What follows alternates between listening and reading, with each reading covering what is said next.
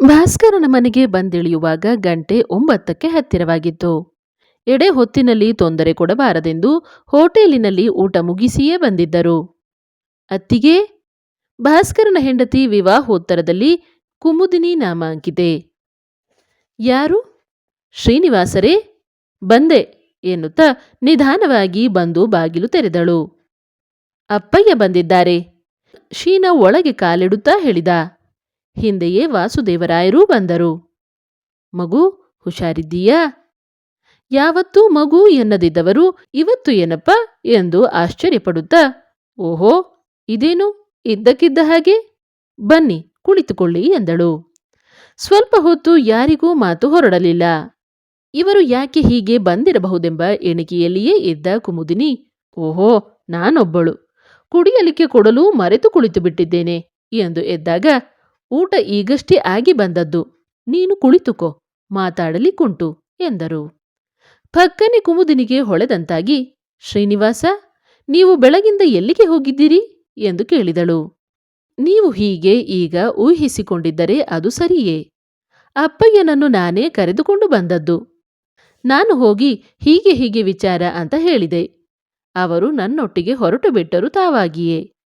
ಹೀಗೆ ಹೀಗೆ ಎಂದರೆ? ಹೀಗೆ ಹೀಗೆ ಅಂದರೆ ಹಾಗೆ ಹಾಗೆ, ಅದೆಲ್ಲ ಬೇಡ ಈಗ. ಅಪ್ಪಯ್ಯ ಯಾಕೆ ಬಂದದ್ದು ಕೇಳಿ.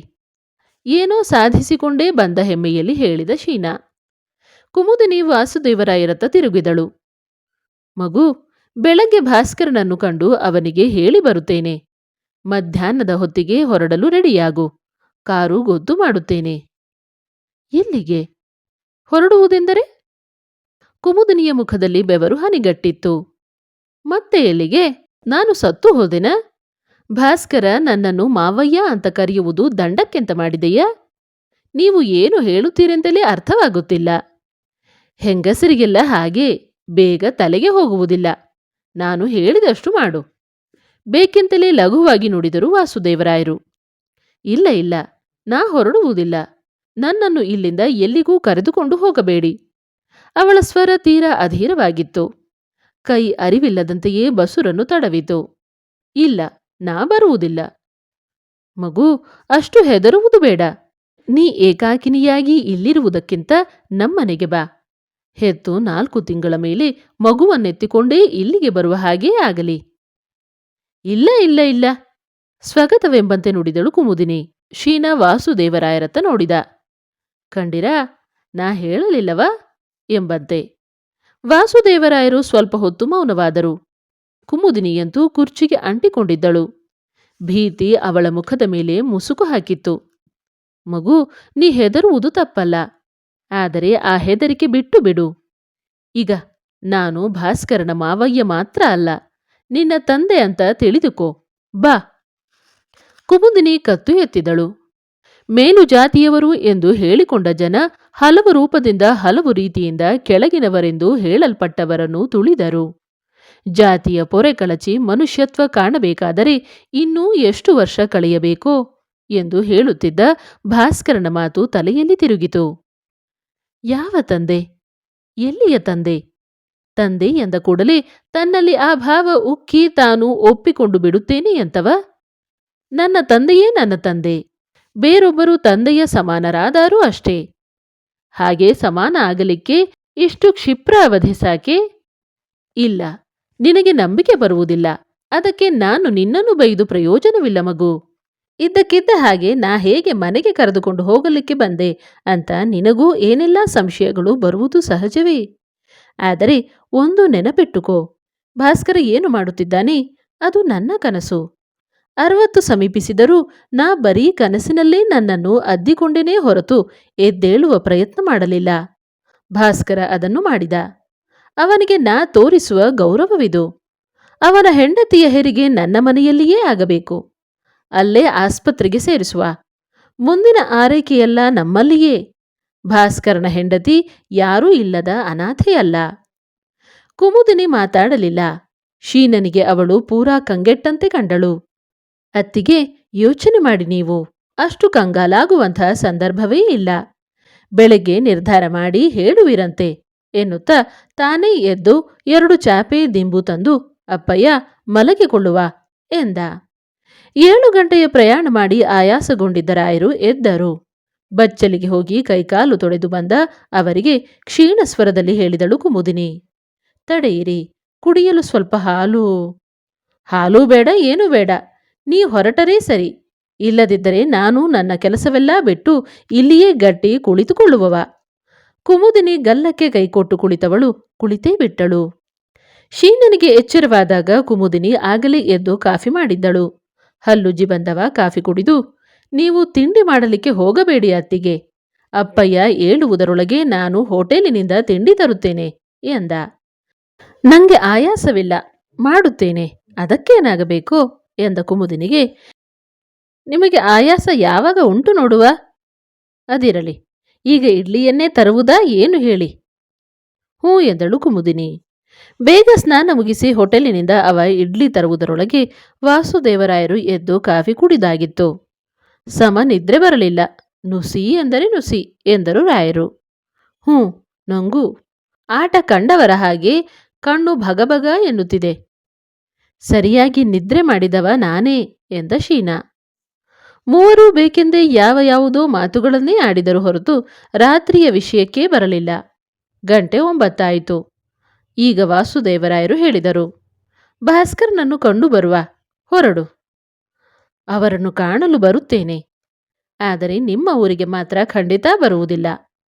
ರಾತ್ರಿಯ ದುಗುಡವನ್ನು ಹತ್ತಿಕ್ಕಿಕೊಂಡ ಧನಿಯಲ್ಲಿ ಹೇಳಿದಳು ಕುಮುದಿನಿ. ಭಾಸ್ಕರ ಒಪ್ಪಿದರೆ? ನಾನಿಲ್ಲಿ ಎಲ್ಲ ವ್ಯವಸ್ಥೆ ಮಾಡಿಕೊಂಡಿದ್ದೇನೆ. ಹೇಗಾದರೂ ಸುಧಾರಿಸಿ ಹೋಗುತ್ತದೆ. ನನ್ನ ಬಗ್ಗೆ ನಿಮಗೆ ಯೋಚನೆಯೇ ಬೇಡ. ಆಯಿತು ಮಾರೈತಿ, ಅವನಿದ್ದಲ್ಲಿಗೆ ಹೋಗಿ ಬರುವ, ಹೊರಡು. ಮೂವರೂ ಹೊರಟರು. ಮೆಟ್ಟಿಲಿಳಿಯುವಾಗ ಹಲವು ಕಣ್ಣುಗಳು ಕಿಟಕಿಗಳಲ್ಲಿ ಇಣುಕಿದವು. ಜೈಲಿಗೆ ಹೋಗಿ ಅಲ್ಲಿನವರ ಅಪ್ಪಣೆ ಪಡೆದು ಭಾಸ್ಕರನನ್ನು ಕಾಣುವ ಹೊತ್ತಿಗೆ ಗಂಟೆ 11 ಆಗಿತ್ತು. ಓಹೋ ಹೋ, ಭಾಸ್ಕರ ರಾಯರು, ಹೇಗುಂಟು ಮಾವನ ಮನೆಯ ಕಾರುಬಾರು?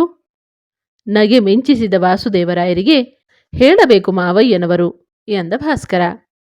ಮುಖದಲ್ಲಿ ಶಾಂತ ನಗೆ ಹರಡಿತ್ತು. ನಿಂಗೆ ಯಾಕೆ ಬೇಕಿತ್ತು ಮಾರಯ್ಯ? ಮನೆಯಲ್ಲಿ ತುಂಬಿದ ಬಸುರಿಯನ್ನು ಇಟ್ಟುಕೊಂಡು ಊರು ಮೇಲಿನ ವಿಚಾರ? ಈ ಮಾತನ್ನು ತಮ್ಮದೇ ಆದರೂ ಅವರು ಹೇಳಿದ ಧಾಟಿ ಮಾತ್ರ ಗೌರಮನದೋ ಪಾರ್ಥಕನದೋ ನೆನಪಿಗೆ ತರಬೇಕು. ಹಾಗಿತ್ತು. ಭಾಸ್ಕರ ಸುಮ್ಮನೆ ನಕ್ಕ. ಹೆಂಡತಿಯತ್ತ ತಿರುಗಿ, ಹೇಗಿದ್ದಿ ಎಂದು ಮೃದುವಾಗಿ ಕೇಳಿದ. ಕುಮುದಿನಿ ಹುಷಾರಿದ್ದೇನೆ ಎಂಬಂತೆ ತಲೆಯಾಡಿಸಿದಳು. ನೀನಿಲ್ಲಿ ಚಿಂತೆಯಿಲ್ಲದೆ ಇರು ಪುಣ್ಯಾತ್ಮ, ಅವಳನ್ನು ನಾನು ಕರೆದುಕೊಂಡು ಹೋಗುತ್ತೇನೆ. ಭಾಸ್ಕರ ಒಮ್ಮೆ ಮಾತು ಕಳೆದವರಂತಾದ. ಸ್ವಲ್ಪ ತಡೆದು, ಏನು ಹೇಳಿದಿರಿ? ನಿನ್ನ ಹೆಂಡತಿಯ ಬಾಣಂತನ ನಮ್ಮಲ್ಲಿಯೇ ಎಂದೆ. ಹೆರಿಗೆಗೆ ನಮ್ಮಲ್ಲಿಯೂ ಆಸ್ಪತ್ರೆಯುಂಟು, ಗೊತ್ತಾಯ್ತಾ? ಏನು ಮಾವಯ್ಯ ನೀವು ಹೇಳುವುದು? ಅಲ್ಲಿಯ ದಡ್ಡುಗಟ್ಟಿದ ವಾತಾವರಣದೊಳಗೆ ಇವಳು ಹೊಗ್ಗಿದರೆ ಅದು ಅವಳನ್ನೂ ಮುತ್ತುವುದಿಲ್ಲವೇ? ವಾಸುದೇವರಾಯರು ಪೆಚ್ಚು ಪೆಚ್ಚಾಗಿಯಾದರೂ ಧಾರಾಳವಾಗಿ ನಕ್ಕರು. ಅಡ್ಡಿ ಇಲ್ಲ ಮಾರಾಯ ನೀನು. ಎಂತ ಮಾವಯ್ಯ, ಅಮ್ಮ ಗೌರತ್ತೆ ಎಲ್ಲ ಇದಕ್ಕೆ ಒಪ್ಪಿದರಾ ಅಂತೆಲ್ಲ ಖುಷಿಯಿಂದ ಕೇಳುತ್ತಿ, ನನ್ನನ್ನು ಅಭಿನಂದಿಸುತ್ತಿ ಅಂತ ಮಾಡಿದ್ದೆ. ನೋಡು, ಅಲ್ಲಿಯೂ ನೀನು ನನ್ನ ಸಣ್ಣತನವನ್ನು ಗುರುತಿಸಿಬಿಟ್ಟೆ. ಈಗ ನಾನು ಪೂರ್ತಿ ಸೋತೆ. ಭಾಸ್ಕರನಿಂದ, ಮಾವಯ್ಯ, ನೀವು ಅವಳನ್ನು ಕರೆದುಕೊಂಡು ಹೋಗುವುದೇ ಬೇಡ. ನನಗೆ ಮನಸ್ಸಿಲ್ಲ. ಮಾರಾಯ, ನಿನ್ನ ಹೆಂಡತಿಗೆ ಮಗುವಿಗೆ ಏನೂ ಅಪಾಯವಾಗದಂತೆ ಜಾಗ್ರತೆಯಾಗಿ ನಾ ವಾಪಸ್ಸು ಕರೆದುಕೊಂಡು ಬಂದರೆ ಸಯ್ಯಲ್ಲ.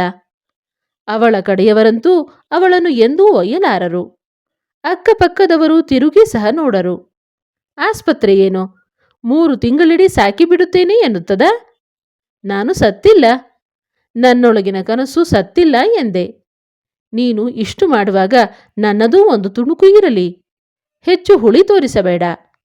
ಭಾಸ್ಕರ ಮಾತಾಡಲಿಲ್ಲ. ಹೆಂಡತಿಯತ್ತ ನೋಡಿದ. ಆಕೆ ಕಂಬಿಗೆ ಒರಗಿ ನಿಂತು ಬಿಟ್ಟಿದ್ದಳು. ಅವ ತನ್ನನ್ನು ನೋಡಿದಾಗ ತನಗೆ ಹೋಗಲು ಚೂರೂ ಮನಸ್ಸಿಲ್ಲವೆಂಬಂತೆ ತಲೆಯಲ್ಲಾಡಿಸಿದಳು. ಗಂಭೀರವಾದ ಭಾಸ್ಕರನನ್ನು ಕಂಡು ವಾಸುದೇವರಾಯರು, ಹಾಗಾದರೆ ನೀನು ನನ್ನನ್ನು ನಂಬುವುದಿಲ್ಲ ಅಂತಾಯಿತು. ಮಾವಯ್ಯ ಮಾವಯ್ಯ ಅಂತ ಕರೆದ ಸಂಭ್ರಮವೇ ಸೈ. ಇವ ಬರೀ ಹುರುಳಿ ಮಾವಯ್ಯ ಅಂತ ಬಹಿರಂಗ ಹೇಳಿಕೆ ಕೊಟ್ಟ ಹಾಗಾಯಿತು. ಎಂಥ ಫಟಿಂಗನಯ್ಯ ನೀನು. ನಿನ್ನನ್ನು ನಾನು ನಂಬಿದೆನಲ್ಲ. ನನಗೆ 4 ಹಾಕಬೇಕು ಈಗ. ಜಾತಿ ಎಂಬುದೇ ಮನಸ್ಸಿಗೆ ಬಾರದ ಸ್ತರಕ್ಕೆ ನೀನೂ ಬಂದಿಲ್ಲವೆಂದಾಯಿತು. ನಾನು ಕುಮುದಿನಿಯನ್ನು ಕರೆಯುವಾಗ ನಿನಗೆ ನಾನು ಒಂದು ಜಾತಿ ಅವಳೇ ಒಂದು ಜಾತಿ ಅಂತೆಲ್ಲ ಯಾಕೆ ನೆನಪಾಗಬೇಕು? ಈಗ ಅವೆಲ್ಲವನ್ನೂ ಮೀರಿ ನೋಡು. ನಾನೊಬ್ಬ ಮನುಷ್ಯನಾಗಿ ಅವಳನ್ನು ಕರೆಯುತ್ತಿದ್ದೇನೆ. ಕಳಿಸಿಕೊಡುತ್ತೀಯಾ? ಇಲ್ಲ ಕೈಕಾಲು ಕಟ್ಟಿ ಕಾರಿಗೆ ತುಂಬಿಕೊಂಡು ಹೋಗುವುದಾ? ಜೈಲಿನೊಳಗೆ ಇದ್ದುಕೊಂಡು ನೀನೇನು ಮಾಡುತ್ತಿ ನೋಡುವ? ಒಮ್ಮೆ ಏರಿ ಒಮ್ಮೆ ಇಳಿದ ಸ್ವರದಲ್ಲಿ ಎಲ್ಲ ಗಂಭೀರದಿಂದ ಹೇಳಿದ ವಾಸುದೇವರಾಯರು ಕೊನೆಯ ಮಾತನ್ನು ಹೇಳಿ ಮುಗಿಸುವಾಗ ಹುಡುಗಾಟಿಕೆಯ ನಗೆ ನಕ್ಕರು.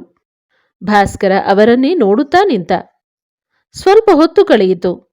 ಕಂಬಿಗೆ ಗಲ್ಲ ಒತ್ತಿಕೊಂಡು ಮೂಕಿಯಂತೆ ನಿಂತಿದ್ದ ಹೆಂಡತಿಯತ್ತ ನೋಡಿದ. ಹೋಗು, ಎಲ್ಲ ಶರೀರಗಳಲ್ಲಿಯೂ ಜಾತಿಯೇ ವಾಸವಾಗಿರಲಿಕ್ಕಿಲ್ಲ. ಅಲ್ಲಲ್ಲಿ ಮನುಷ್ಯನೂ ಇರಬಹುದು. ಹೆದರಬೇಡ ಎಂದ. ಅಷ್ಟು ಕೇಳಿದ್ದೇ ಕುಮುದಿನಿ ಬಿಕ್ಕಿದಳು. ಭಾಸ್ಕರ ಅವಳ ತಲೆ ಸವರಿ, ಎಂದಿಗೂ ಧೈರ್ಯ ಕಳೆಯಬಾರದು. ನಾವು ಮನುಷ್ಯತ್ವದ ಮೇಲೆ ಪುನಃ ನಂಬಿಕೆ ಇಡುವ. ಮಾವಯ್ಯನ ಜೊತೆಗೆ ಹೋಗು. ನನ್ನ ಬಗ್ಗೆ ಯೋಚನೆ ಮಾಡಬೇಡ. ಸೈ ಮಾರಯ್ಯ, ಅಷ್ಟರ ಮಟ್ಟಿಗೆ ನನಗೆ ಗೌರವ ಕೊಟ್ಟೆ. ನೀನು ಕೊಟ್ಟದ್ದೆಂತದು? ನಾನೇ ಜಗಳ ಮಾಡಿ ಕಸಕೊಂಡದ್ದಲ್ಲವೇ? ಇನ್ನು ಹೋಗುತ್ತೇವೆ. ಅಗತ್ಯ ಬಿದ್ದರೆ ನಾನಿದ್ದೇನೆ ಎಂದು ಪುನಃ ಹೇಳುವುದು ಚಂದವಾಗಲಿಕ್ಕಿಲ್ಲ. ಆದರೆ ನಾನು ಚಂದಕ್ಕೆಂತ ಹೇಳುವುದಲ್ಲ. ಯಾವುದಕ್ಕೂ ನನಗೆ ತಿಳಿಸಬೇಕು. ದಾಖಲಾಯ್ತಾ ಕಿವಿಗೆ ನಾನು ಹೇಳಿದ್ದೆಲ್ಲ? ಇವಳನ್ನು ಬಿಟ್ಟು ಪುನಃ ಬಂದರೂ ಬಂದೆ ಇಲ್ಲಿಗೆ.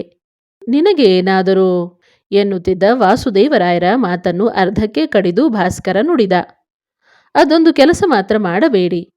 ಅವಳು ಪುನಃ ಇಲ್ಲಿಗೆ ಬರುವವರೆಗೂ ನೀವು ಅಲ್ಲಿಯೇ ಇರುವುದಾದರೆ ಮಾತ್ರ ನಾ ಕಳಿಸುವುದು. ನನಗೆ ದಿಗ್ಬಂಧನ ಹಾಕುತ್ತೀ ಅನ್ನು. ಸರಿ, ಹಾಗೆಯೇ ಆಗಲಿ. ನೀನು ನಿಶ್ಚಿಂತೆಯಿಂದಿರು. ಭಾಸ್ಕರ ಮುಗುಳ್ನಕ್ಕ. ಭಾಸ್ಕರನೆಂದರೆ ಈ ನಗೆಯೇ ಎಂದುಕೊಂಡು ಆ ನಗೆಯನ್ನೇ ಮನದಲ್ಲಿ ತುಂಬಿಕೊಂಡರು ವಾಸುದೇವರಾಯರು. ಹಾಗೆ ನಕ್ಕ ಅಂದರೆ ಅವನಷ್ಟು ಲಕ್ಷಣದ ಹುಡುಗ ಹುಡುಕಿದರೆ ಸಿಗಲಿಕ್ಕಿಲ್ಲ.